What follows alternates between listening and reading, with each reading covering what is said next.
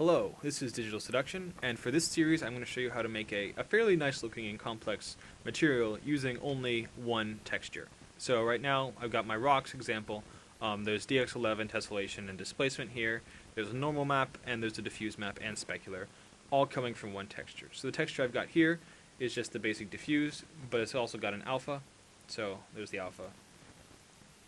And so I'm going to use all three of these. I'm going to use the diffuse texture, obviously, for diffuse and specular, and then I'm going to use the alpha channel to create a normal. So here's a blank material. I called it rocks. Call whatever the heck you want. And so normally when you bring it up, when I first started, I would pop in a texture for diffuse and normal, and sometimes spec. And so that works. That gets you the results you wanted, and sometimes it's the easiest. But it's also pretty expensive. It's much more expensive than it needs to be. Especially with the techniques I'm going to show you. So I'm going to bring in my diffuse texture, and as you can see, you've got your four different channels. You've got your red, green, blue, and alpha. So the red, green, and blue are combined into composite, which is basically that's what you see.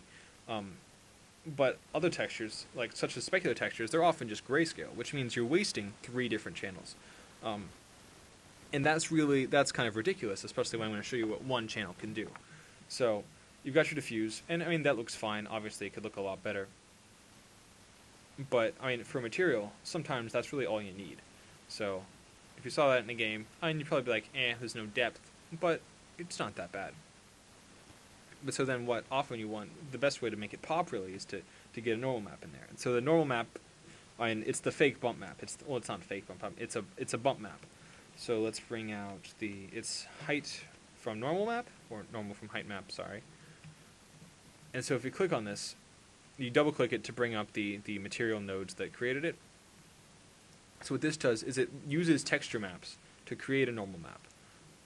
And so this is nice because all it does is use a grayscale, uses one of the different channels to create a normal, meaning that we don't have to bring in a normal channel, a normal texture, because we can just create it from the texture we already have. So we need to rewire this because it broke. So this goes here. This goes here, there, and there. And then we want to make these the texture we're going to use. And while we're here, bring that to there, that to there. This will become the normal strength, so you can modify that on the fly, which is really nice because normal maps are pretty constant, and you got to work to get them to change. So we've got a texture map, and so we're going to want to use the alpha channel, because the alpha channel is the one that has the height map in it. It's the one that's not currently being used by the diffuse. So you could use your red, green, you could use whatever channel you want. Composite channel will give you some errors, so you want to use these because they're the grayscales. So connect up the coordinates, the UVs, and if you look over here, you can see that we've got a nice looking normal over there. So right click it, and just connect to normal. And now, boom, you got some height information on this. It looks a lot better already. So bring it in. There you go. I mean, I wouldn't complain if I saw that in a game. It looks pretty good. So now, there you go. You got your two big components, and that's diffuse and normal. Those are the two major ones that if you don't see them, I mean, usually most textures and most materials have those in game. So you can just change this around, so you can drop this to 5 if you want. Make it a little softer. I'd probably connect that to a parameter, and I'd probably make that adaptable and modifiable in a constant, which I'll go over later. So now for specular.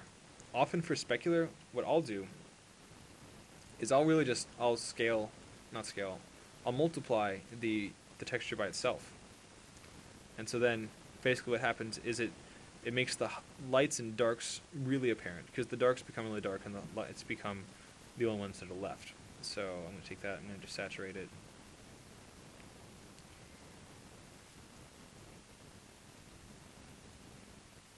So basically you've got a specular map that's derived from this. And that just makes things simple. And so there you go. That's how you do a simple material with really one texture.